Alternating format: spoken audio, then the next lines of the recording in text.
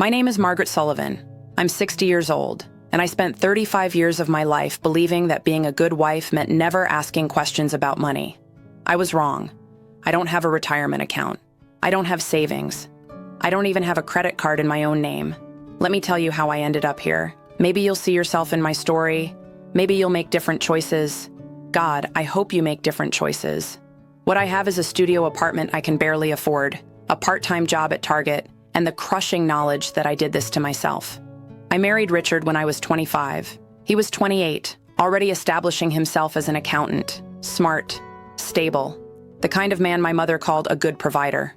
On our third date, he told me he believed in traditional marriage. The man handles finances, the woman handles the home, clean divisions, no confusion. I thought it sounded romantic, like he wanted to take care of me. I didn't realize I was signing away my future.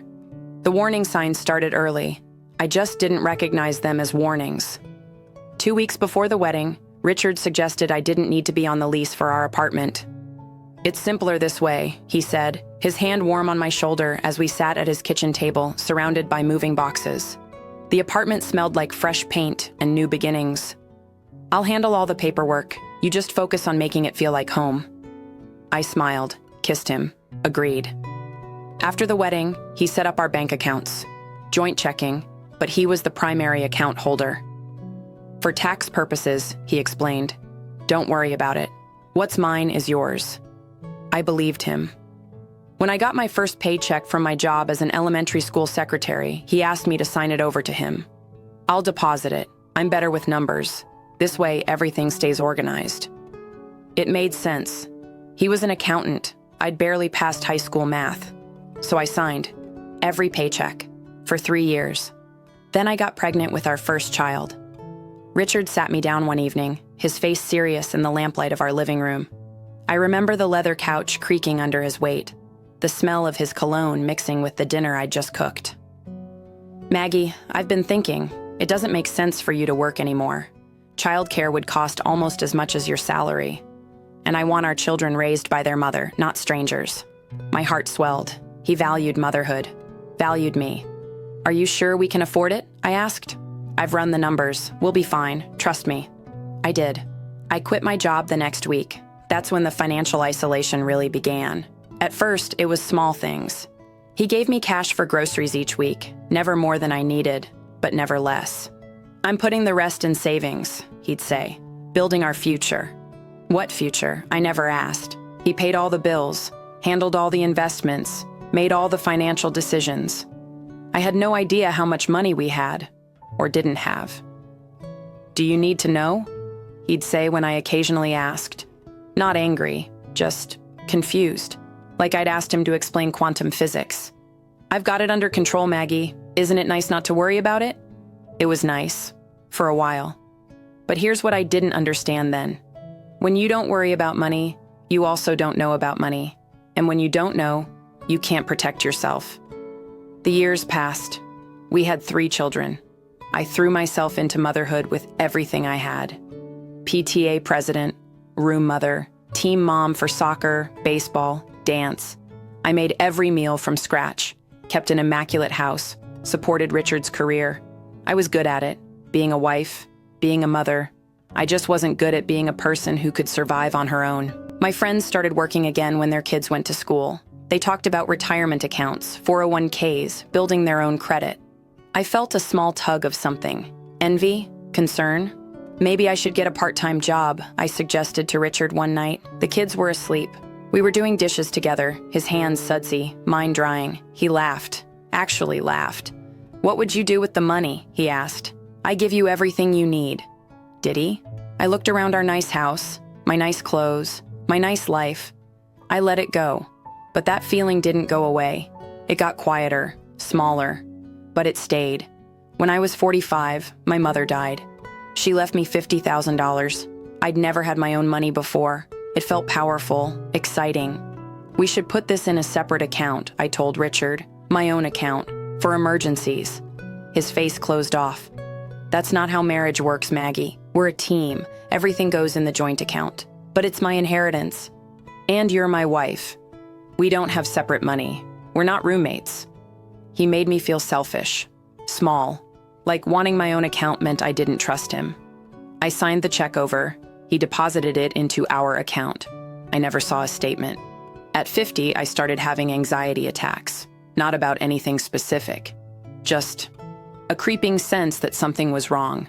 That I was trapped in a beautiful cage I couldn't even see the bars of. I started asking more questions. How much do we have in savings? Enough. Can I see the bank statements? Why? Don't you trust me? I just want to understand. I've been handling our finances for 25 years, Maggie, successfully. Why do you suddenly need to micromanage? Micromanage. That's what he called it when I wanted basic information about my own life. I pushed harder. Something in me had shifted. Maybe it was turning 50. Maybe it was watching my friends build independent lives. Maybe it was just finally waking up. I want access to the accounts, I said one morning. Firm, clear. Richard's jaw tightened. Fine, I'll add you to the online banking. He never did. Every time I brought it up, he had a reason. He forgot. He was too busy. The bank needed me to come in person. He'd do it next week. Next week never came. Then one Tuesday, everything fell apart. Richard came home from work early. His face was gray. His hands were shaking. We need to talk. Those 4 words. The death knell of everything I thought I knew. He'd been having an affair for 3 years with a woman from his office. She was pregnant. He wanted a divorce. I felt the floor drop out from under me. The room tilted. I grabbed the kitchen counter, cold granite under my palms, and tried to breathe. How could you? I whispered. I'm sorry, he said. But he didn't sound sorry. He sounded relieved. I'll be fair about the assets. You'll be taken care of. Assets. What assets? That's when I started asking the questions I should have asked 35 years ago. How much money do we have? His eyes shifted. It's complicated. Uncomplicated. The house has a second mortgage. The retirement accounts are mostly mine. They're in my name from before the marriage. The joint account has about $8,000. I couldn't breathe. What about savings? What about my mother's inheritance? What about 35 years of my paychecks before I stopped working? It's gone, Maggie. I invested it. Some investments didn't pan out. He'd gambled away our entire future, and he said it like he was discussing the weather. What about the house? We'll have to sell. Split what's left after the mortgage. And what will that be? Maybe $60,000? After we split it, you'll get $30,000. That's what I had to show for 35 years of marriage. The divorce took 18 months. I couldn't afford a good lawyer. Richard could. I got the $30,000 from the house. No alimony. I'd have to prove I couldn't work, and I was still young enough, according to the judge. No retirement accounts. They were in Richard's name, protected. No credit history. I'd never had a card in my name. No work history, not for 32 years. I was 57 years old, and I had to start from nothing. Less than nothing. Because nothing would have been better than the shame. I applied for jobs. Any jobs. Do you know what it's like to be nearly 60 with no recent work experience? To sit across from 25-year-old hiring managers and try to explain the gap in your resume? I was raising a family. I see. And what skills did you develop during that time that would transfer to this position? Skills. I could make a Thanksgiving dinner for 20. I could get red wine out of white carpet. I could mediate sibling disputes and run a PTA meeting and organize a fundraiser that netted $10,000 for the school. But I couldn't use Excel, couldn't work a modern cash register, didn't know what Slack was. I was unemployable. Finally, Target hired me. Part-time, minimum wage, stocking shelves and running a register. I'm grateful for it, truly. But I'm 60 years old, and I stand for 7 hours a day scanning groceries while women my age come through my line talking about their retirement plans, their travel, their grandchildren. I smile. I bag their items. I tell them to have a nice day. Then I go home to my 400-square-foot studio apartment and eat ramen because it's what I can afford. My kids are grown. They're doing well. But they're busy with their own lives, their own families. They help when they can. But I see the pity in their eyes. Their mother is a cautionary tale. I thought I was being a good wife. Turns out I was being a fool. So let me ask you something, and I want you to really hear me. Do you know how much money is in your bank account right now? Do you have credit in your own name? Do Do you know where your retirement accounts are? How much is in them? If your partner left tomorrow, could you survive? Because here's what I learned too late. Love is not a financial plan. Trust is not the same as ignorance. And he'll take care of me is not a strategy. It's a prayer. And prayers don't always get answered. I trusted Richard completely. I thought that made me a good wife. But trust without verification isn't trust. It's abdication. I gave away every bit of my financial power because I thought it showed faith in my marriage. Instead, it showed faith in a man who didn't deserve it. And when he left, I had nothing. Not because he took everything, because I'd given it away. Every signature I didn't read, every statement I didn't ask to see, every decision I let him make without me.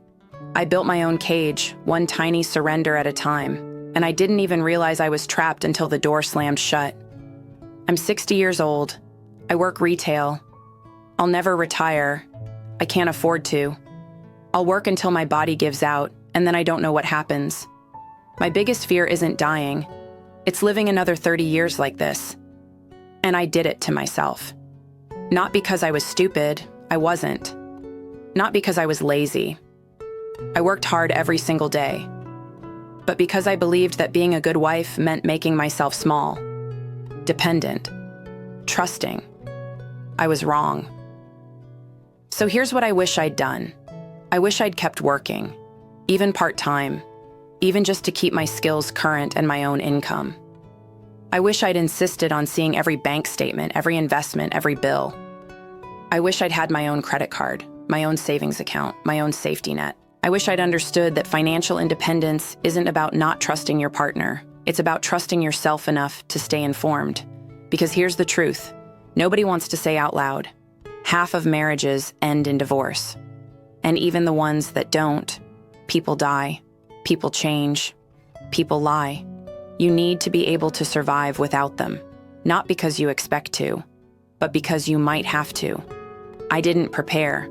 I thought love would be enough. It wasn't. And now I'm 60, broke, and starting over with nothing. Don't be me. Know your numbers, build your credit, keep your skills current, have your own money, not because you don't trust your partner, because you owe it to yourself. Because 35 years from now, you might be standing in my shoes, scanning groceries and wondering where your life went. And by then, it's too late to go back. I can't go back, but you still can. So what are you going to do?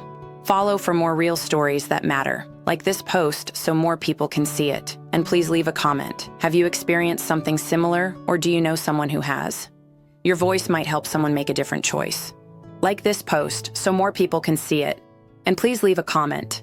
Have you experienced something similar, or do you know someone who has? Your voice might help someone make a different choice.